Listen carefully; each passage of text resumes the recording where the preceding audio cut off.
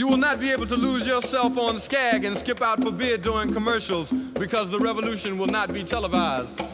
The revolution will not be televised. The revolution will not be brought to you by Xerox in 4 parts without commercial interruption. I'm going to say what I have to say because we have that right, certain inalienable right, as citizens of this fine country, to say that.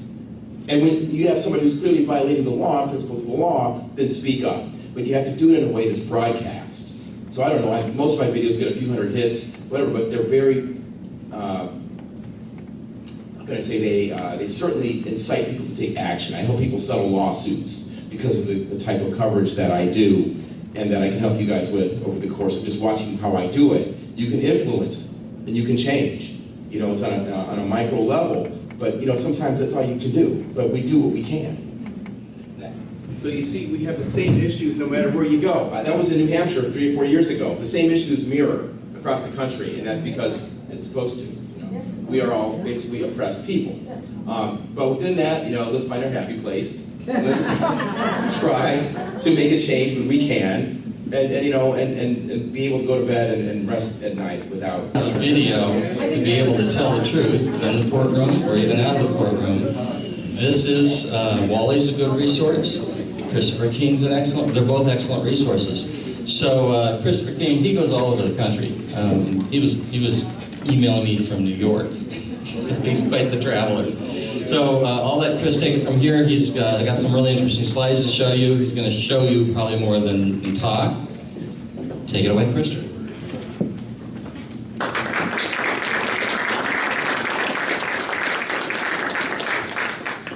The revolution will be televised. But it won't be televised on a major network television, we know that. It will be televised using the very tools that the NSA has created to track us, like YouTube or Facebook, or all those tools that they're tracking us on. We will use those, we use that, plus Black Star News, individuals like Wally or myself. That's how the revolution will get out. And that's the only way. But I'm going to help you now. As I say, I'm going to show you more about how I do it than explain to you, but I will do a little bit of explaining as well. And one of the things I want to get straight into is basically, I'll give you the thumbnail sketch of my background. I was raised in a very elite prep school in Cleveland where we all believed that we could change the world, that we could do whatever we wanted to do. And so, imbued with that false belief, set about a career of being a journalist and then a trial attorney. I worked for the state. I was an assistant state attorney in Ohio, and then I also worked in land use. I put up cell towers. Everybody wants reception, but nobody wants a tower. It's the NIMBY issue. We all know it well.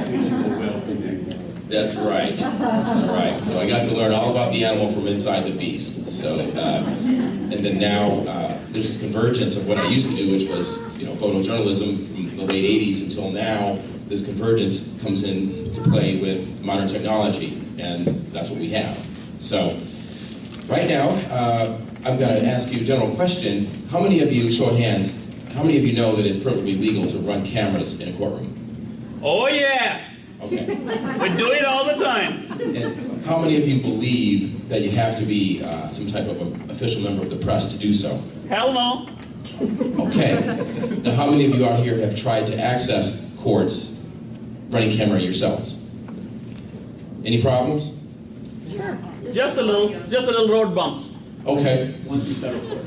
Well, yeah, federal court, you can't do it, and that's a whole other topic. But what I want to get into today is showing you the importance and how you will access federal courts, and not only federal courts, but also state offices. And when they try to run you out, what you can tell them and how you should react. And there's different levels. It's a sliding scale. Obviously, if you're running video of a police officer, I'm going to suggest that you have separate people run the video. If someone has a question about the officer, a separate person asks the question. Okay, use your head. If you're going to, the test here is whether or not you are substantially interfering with the functions of the work that the state employee is trying to do. So you never want to do that. I mean, you wouldn't want to have anybody substantially interfere with your work either. So just be respectful, but be firm. So with that, I'm going to show you a video that's current. I made this 2 days ago. This is a situation that I'm monitoring in Quincy, Massachusetts. Oh, no, not Quincy. It's not Quincy. It's going to be, where are we? Revere, Massachusetts. And we're going to be in the courthouse at one instance, and we're also going to be in the City Hall. So you get a twofer here. Ira Novoselsky touched my camera last... You don't have to get the door for me. I'm fine right here, sir. Ira Novoselsky illegally touched my camera last week. Incredibly, Revere continues to amaze with stories of death and disrespect. While none of us were present at the scene where the 38-year-old man died while in police custody the other day, we do know that Revere has a history of settlements because of bad policing and employment law violations. As a former civil rights attorney, I encourage you to just take a gander at some of these complaints, including where the police allegedly called someone a black nigger. Nice.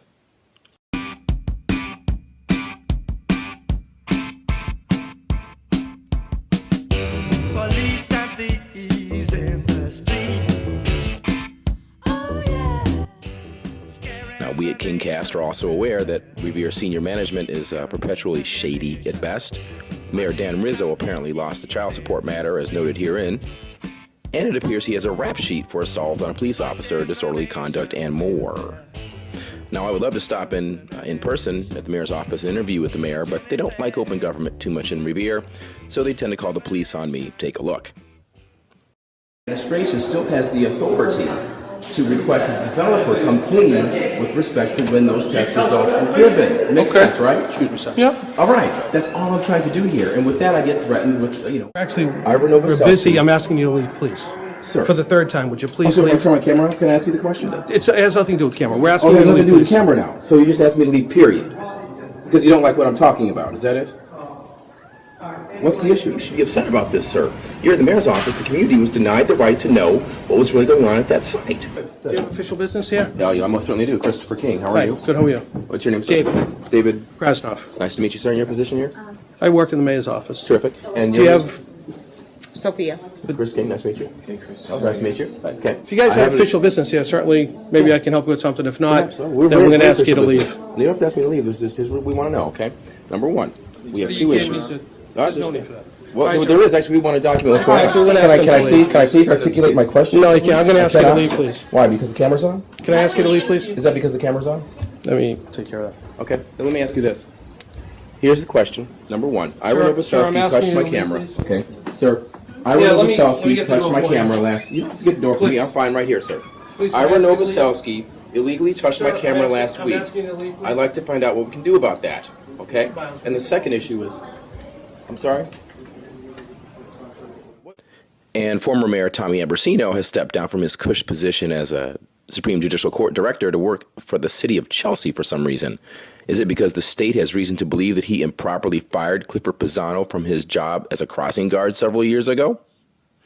You see, Mr. Pisano was in a somewhat limited situation in his career choices because he lost part of his brain when there were no crossing guards or elders to protect him from a goddamn child molester when he was 9 years old.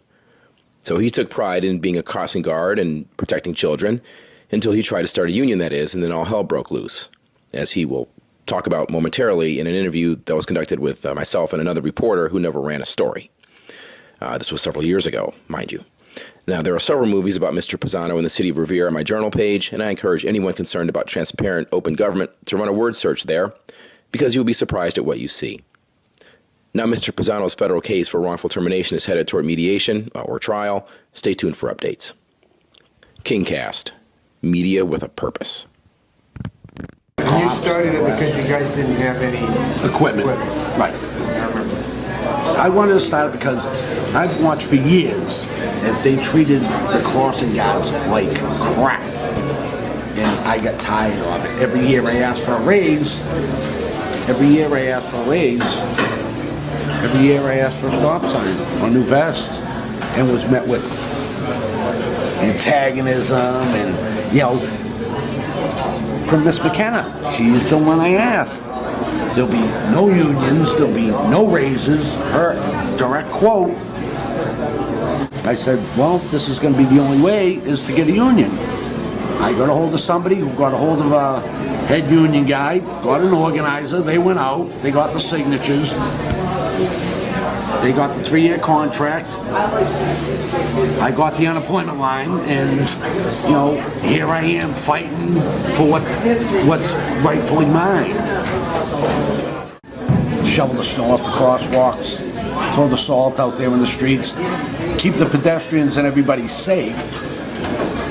You did that. Yeah, I did that, and I never got paid for it. I didn't want to. I mean, I just did it out of the kindness of my heart. Go the extra mile. Right.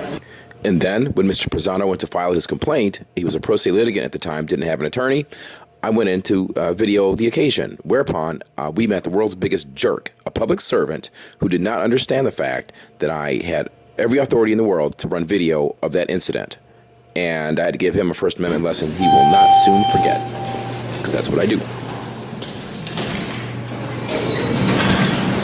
You report this card from Channel 5 or whatever. I don't need to be a major corporation to be a reporter, man. You With all take due this. respect. Well, you're not supposed to have a video of what happened. That's the whole point No, of this.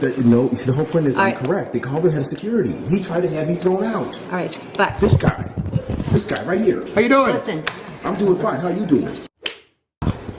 let me have this thing. I'll go down to the clerk. Okay. You happy now? I said please stop. Try to throw me out again? Huh? Big guy?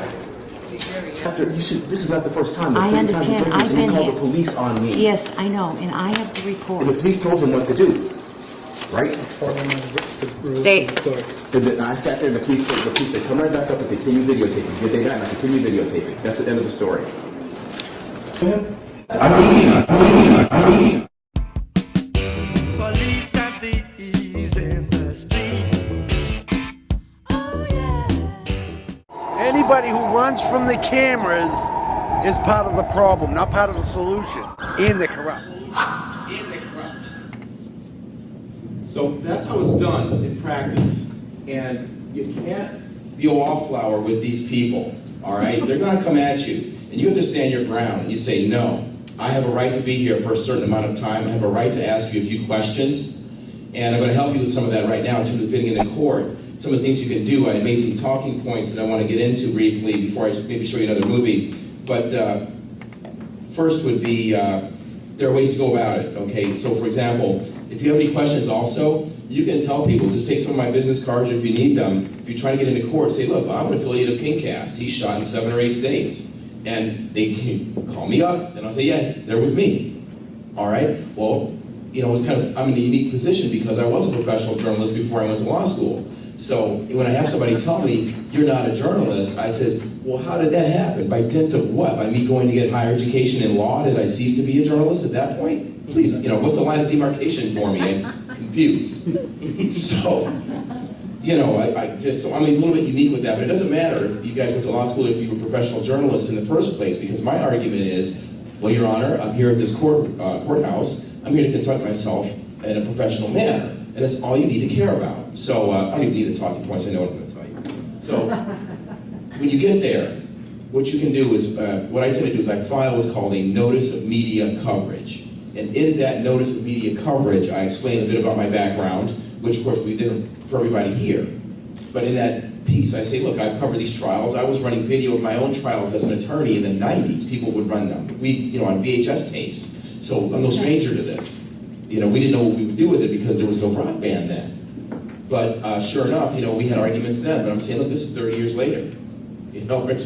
So there should not be any problem. But certain principles you should be aware of in a courtroom. Never shoot the jury. Make it clear to the court that you understand you're not going to shoot the jury if there is a jury impaneled. Some judges won't let you videotape a sidebar when everybody comes up to the bench. Some judges don't appreciate that. But other than that, you let them know that, hey, my footage will be available for the general media pool if they want it. And that's also a nice thing to offer up. And you really shouldn't have too many problems, but trust me, you will have problems. There have been a couple situations I've been in. Delaware is different. There's a dirty judge in Delaware. what? Yeah, right. They call it the Delaware Way. This guy, Robert B. Young, I have publicly shamed him so many times. I lost my case there. All I did was go down there to videotape coverage where they stole the Kent County Recorder of Deeds election from my friend Lamar Gunn. And all hell broke loose. They threatened to arrest me for coming in there with a camera, and I said, are you kidding me? I'm going to sue you under the First Amendment. So I sued him under the First Amendment and under the Free Press Act. I did not include statutory violations, but maybe I should have. But in any event, make a long story short, this judge lied about the state of the law.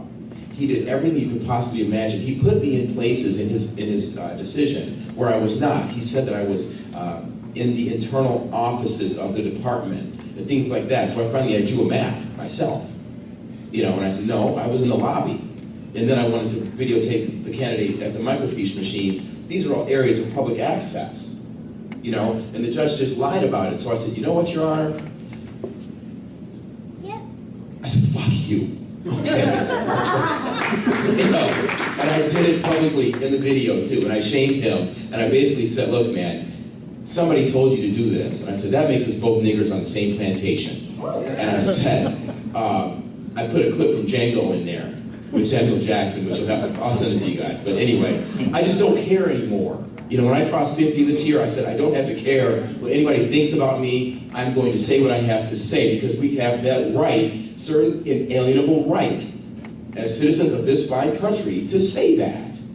And when you have somebody who's clearly violating the law, principles of the law, then speak up. But you have to do it in a way that's broadcast.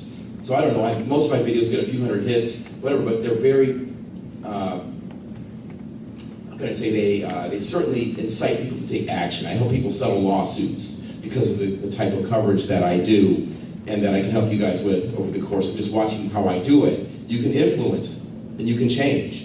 It's on a micro level, but sometimes that's all you can do. But we do what we can, and that's part of it. So I think I have one more I want to show you. If you have any questions, real quickly. How are we doing on time? 6 minutes. Okay. But we love you. I'm going to show a little bit about what's going on. I need to bring you up to speed on this one here.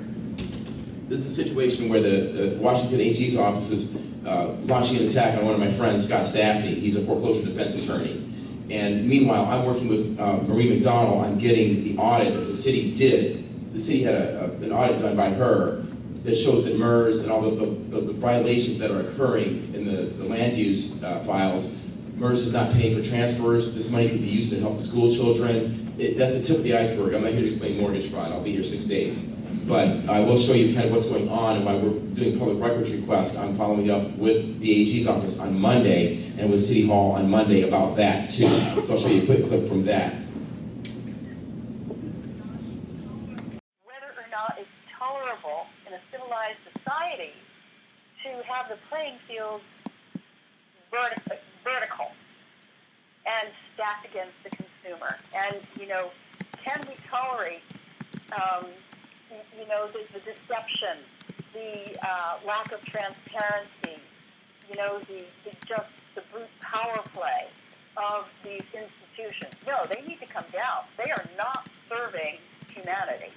As a former assistant attorney general and escrow attorney, I can safely say that America's legal compass dangles in a very precipitous state when big money interests have co-opted the very institution that our citizens rely on for consumer protection. Are the foxes watching the henhouse in the nation's capital and in Washington state? Some have even argued that it's tantamount to a pedophile watching a daycare center. Now, this is part one of several, and in this part, I will share the Stacey Soley feature on bought and sold attorneys general that was vetted by the New York Times last year. In the story, reporter Soley specifically mentions Washington AG Bob Ferguson's ethical challenges in reportedly shaking down the 5-hour energy drink people in this story last year, before two major developments have come to light in Washington.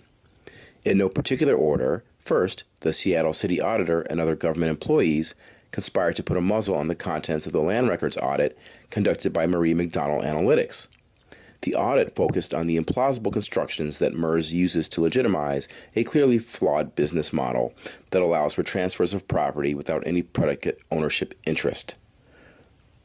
McDonald's local mentor and consultant was, of course, attorney Scott Staffney, who will be on the air with me on the Susan Harmon Hour this Friday at noon, 11:50 a.m. Now, I have run several successful Staffney Law hearings on videos, and I am further aware that his client won a partial summary judgment motion against MERS in Snohomish County's case of Schiavone versus MERS in September of 2015, and MERS lost their motion for summary judgment. So now, despite that, or some would argue because of that type of spirit, we come now to issue number 2 with Attorney General Bob Ferguson issuing a subpoena to Attorney Staffney, which in turn led Attorney Staffney to inquire as to the relationship between Ferguson, Seattle City Hall, Attorney Roush, and 2 recent foreclosure mill attorneys who Ferguson hired, one being Attorney Rausch, okay? Now, this leads to the obvious concern of neutrality, because I am not aware of any recent hires by Ferguson of homeowner attorneys, okay, for his staff. So there's immediately a conflict of interest issue of the same nature that I covered in New Hampshire with its Committee on Redressing Grievances several years ago. Watch this. Whenever citizens claim injury, it's the duty of that office to protect them. However, that same office has a duty to protect the agencies. So, who do they work for? As a former Marine Corps officer who swore to uphold the Constitution of the United States, I never thought I'd be in the position to have to do that and fight for it against my own Attorney General and my own state agencies. Redress of grievances in New Hampshire has already proved to be a lightning rod, a bellwether. It's already exposed systemic and institutional problems and will serve into the future to tell us, your representatives, how to make our government the best it can be for you.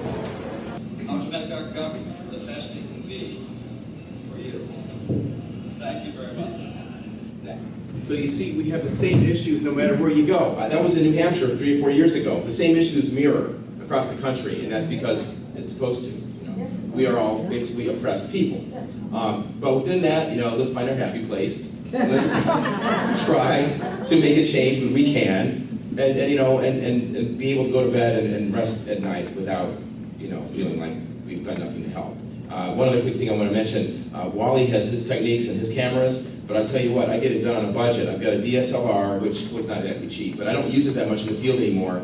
I'll show you guys later. I use that little Sony over there that's running now. And I use that Sony for my voiceovers too. That thing's $149, I think. It's on sale right now. It's an AS100V. And it's just an amazing tool because half the time if you're videoing somebody, it looks like a little cell phone or something, and you can just stand there and talk to them, and most of the times you don't have to tell somebody you're videoing them. I mean, that's a legality, and that's not legal advice, but it's a fine line. But if you're a public servant, you're videoing them, and you have this unobtrusive, this little, it looks like a toy or like a radon detector, and then you come home and it's just so tiny, you put it right in your pocket, and you can do your own voiceover with it. It's an incredible thing to have. And yeah. Hey, Chris, what happened to the law in Washington that you cannot videotape someone's voice? The current status of that is somewhat up in the air, and mostly if you're videotaping someone even with that thing, and then you kind of show it to them, it's moot. The point is moot because you can see that you're being you're being videotaped, also you're being audio recorded. That's an old law. It's arcane, doesn't really fit the current. With all the modern video out there and everything.